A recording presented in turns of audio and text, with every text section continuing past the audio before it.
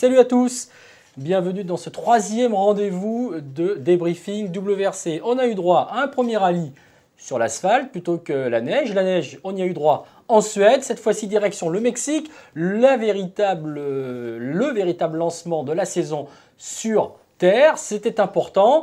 Vous avez suivi notre live text tout au long du week-end, que ce soit en français ou en anglais. Vous avez suivi également les résumés de Vincent Renvoisé. Vincent, il est en ma compagnie bonjour, pour Patrick, bonjour présenter ce débriefing. Salut Vincent. Oui, bonjour. Impeccable. C'était un beau rallye. C'est un beau rallye aux conditions été. Et voilà. Et c'était le premier rallye sur terre de la saison. Et ça va être une série de 6 qui va s'enchaîner. Donc c'est assez important de voir un peu la hiérarchie se dessiner également sur terre. Alors on va rester sur le fait que c'est la terre, Vincent, pour aborder cette règle 2012. On le sait, on a changé les règles. On a le shakedown qui sert d'épreuve, on va dire, de qualification. On attendait beaucoup de cette règle qui arrive sur la terre.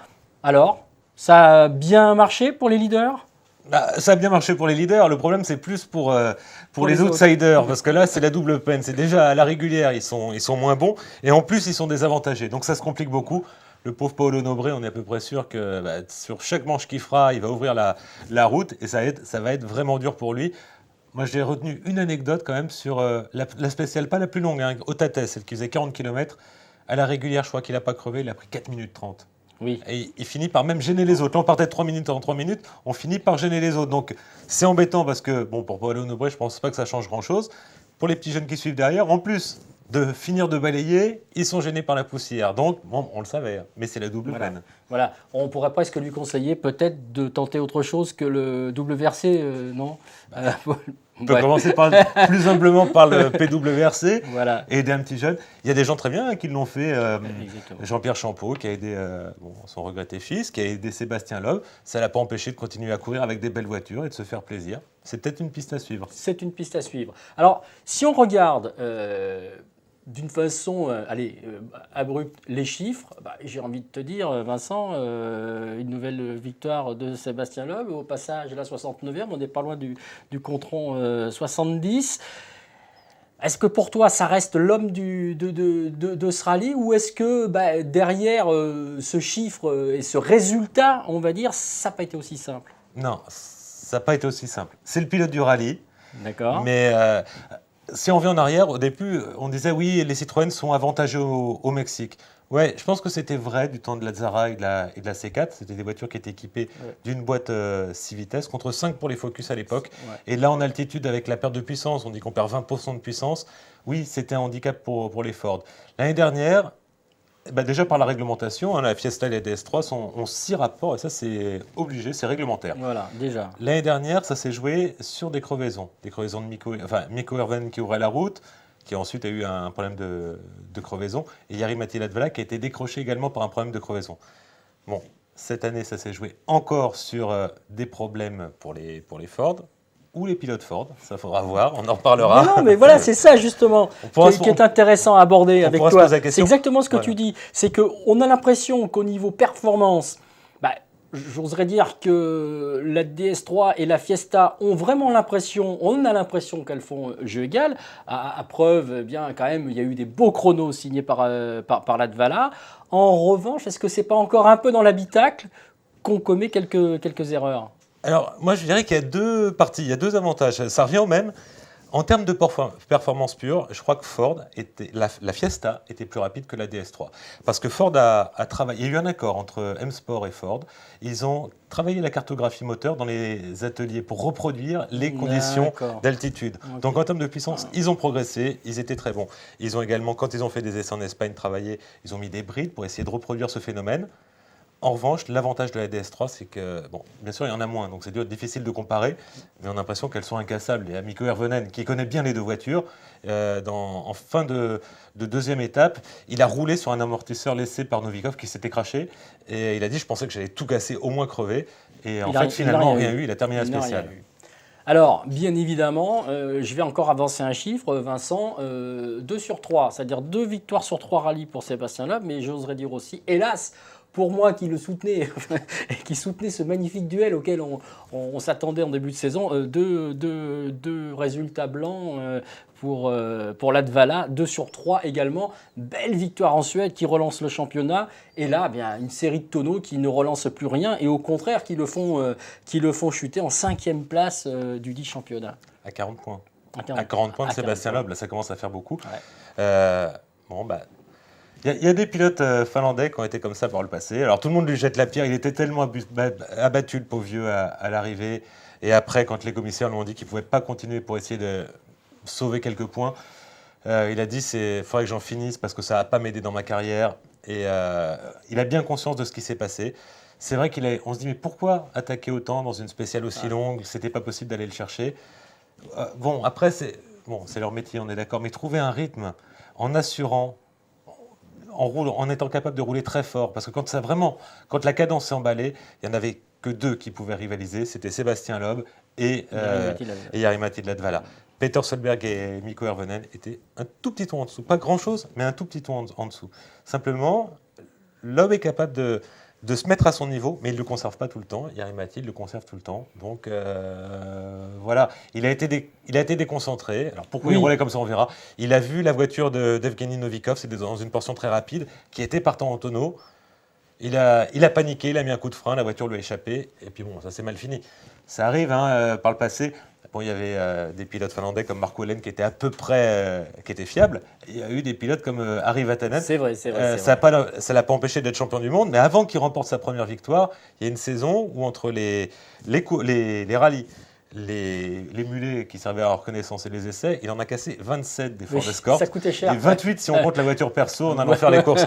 Et il était capable de sortir de la route alors qu'il avait 5 minutes d'avance sur un rallye, sur un freinage tardif après une ligne droite de 300 mètres.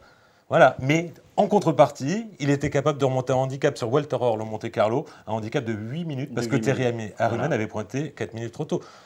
Ça fait partie de leur charme. Alors après, on peut se sentir frustré, mais le championnat n'est pas fini. C'est la troisième manche, il en reste 10 encore. Alors, là, ce qu'on a pu voir quand même, c'est que côté incident et côté crevaison, c'est plutôt du côté de Ford. Le premier hélas, a chuté dans le classement dès la première journée, c'est Solberg. Après, on a Latvala qui a les mêmes problèmes également avec des crevaisons. Pour Latvala, alors pour Peter Solberg, il fait encore le meilleur temps, comme la saison passée dans la super spéciale de Guanarito, la ville classée dans le patrimoine mondial de l'UNESCO. Après, il s'emballe. Il est 14e sur la position, il sort un peu large d'un virage, il crève la roue arrière gauche. La roue arrière gauche. Pour Jari-Matti Latvala, ce n'est pas tout à fait la même chose. C'est-à-dire qu'il arrive sur une portion très rapide, une portion aveugle. Il y a une pierre. Alors, est-ce qu'elle a été posée là intentionnellement? Il y a eu ses soucis. Où est-ce qu'elle a été ramenée? Le fait il a dit si je cherche à l'éviter, je me sors. Donc, il la prend, ça casse une suspension, il perd du temps. C'est pas encore là que c'est fini. Ouais. Parce qu'après, Peter Solberg crève une fois, il crève dans la suivante. Après, en voulant compenser, ils sont partis sur perdu pour perdu. On prend tous les risques parce qu'ils étaient tombés loin. Ils étaient remontés. Bon, après.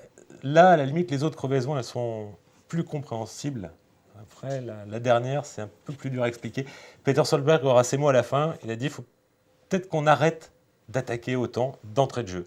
On sait que la Fiesta est rapide. Voilà. Donc, ça sera à retenir, à méditer, mais on sait qu'on n'est pas obligé de rentrer dans cette guerre totale et d'avoir un rallye tronqué, parce qu'à la fin de la première étape, il y avait une tendance. Ça reste ça. Ils étaient handicapés. Ouais. Alors, effectivement, est-ce que ça veut dire que du côté de chez Ford, il faut carrément qu'on modifie sa stratégie d'aborder les courses? Ça y est, maintenant, tu viens de le dire, on sait que l'on a une voiture qui est capable de rivaliser avec la DS3. On sait qu'à la limite, tiens, on a, tu l'as dit aussi, un pilote capable de rivaliser avec la référence en la matière. Il faut peut-être un petit peu moins se précipiter, attendre un peu plus, quitte à laisser quelques secondes, attendre la fin de la première étape, au moins ça ne l'a sans problème, pour ensuite passer peut-être un petit peu plus à l'attaque et mettre sous pression ce diable de Loeb qui en fait, hormis en Suède où il l'a été, où il a lui-même avoué qu'il avait raté son rallye, là on a l'impression quand même que à partir du moment où la pression ne peut venir que de Mikko Hirvonen, c'est comme s'il n'en avait pas. Il en a eu quand même. Hein. Ouais, il en a eu. On a posé la question à la fin de la première étape. Est-ce qu'on donne des consignes chez Citroën? Yves Maton a dit non. Parce que Jari-Matti avait sorti des temps après ses soucis de folie. Et donc, ils n'étaient pas à l'abri d'un retour de Jari-Matti Latvala. Et Et Loeb n'avait pas autant d'avance que ça. En fait, il a profité des pluies diluviennes pour doubler son écart sur Hirvonen. Et c'était en 4 km 4. Et son écart est passé de 5 secondes à 11 secondes à la fin de la première étape. Donc, c'était pas si énorme que ça. C'était le premier rallye sur Terre de Mikko Hirvonen avec la DS3. Et il s'y est quand même plutôt pas mal habitué. Ouais. Il a pris un pari de partir avec une seule roue de secours au début de première étape. Ça peut venir. Il n'aura pas forcément les coups des franches, mais je pense que ce qui le gênait, c'est de ne pas être à armes égales avec le phénomène du balayage. Là, il est quand même dans sa position favorite. En vitesse pure, avec Jari-Matti Latvala, Jari-Matti Latvala peut rivaliser. Mais alors, sa façon de gérer les écarts, de gérer les temps, ça, il y a peut-être encore un peu. Et d'être capable de changer de rythme et de reprendre un rythme plus important, d'assurer quand il sent qu'il peut y avoir un piège. On a l'impression que, il a 8 titres de champion du monde, il a 69 victoires. On a l'impression qu'il a un 6e sens pour le rallye, quoi. Ça tombe toujours bien. Ça tombe toujours bien. Est-ce que tu crois que, compte tenu du résultat, c'est le premier doublé Citroën de la saison, mais aussi vu que Hirvonen est un tout nouveau pilote Citroën, le premier doublé Loeb Citroën, ce que tu disais tout à l'heure aussi par rapport à la prestation d'ensemble de Hirvonen, peut-on s'attendre, pourquoi pas, dès le prochain au Portugal, à vivre une possible première victoire d'Hirvonen sur Citroën? Est-ce que toi, tu as senti qu'Hirvonen, ça y est, il commence à prendre la mesure de cette voiture?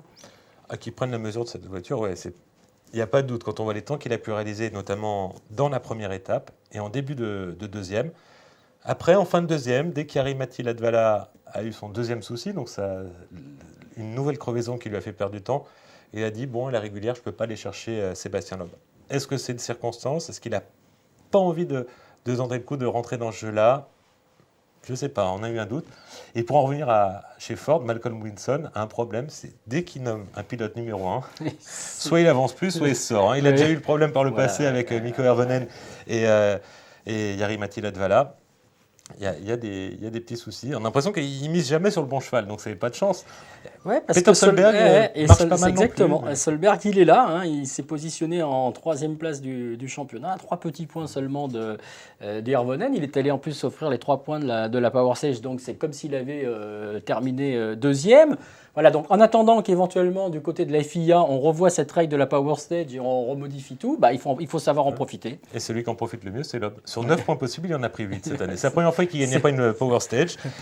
C'était le premier à décrier ce système en disant c'est assez inégal, mais c'est celui qui s'y habitue le mieux. Et en fait, dès qu'il y a une règle, c'est quand même celui qui s'y habitue le mieux. On a l'impression qu'il gère mieux toute la palette de résultats. On peut peut-être parler aussi des autres. Rapidement. Thierry Neuville, qui a été...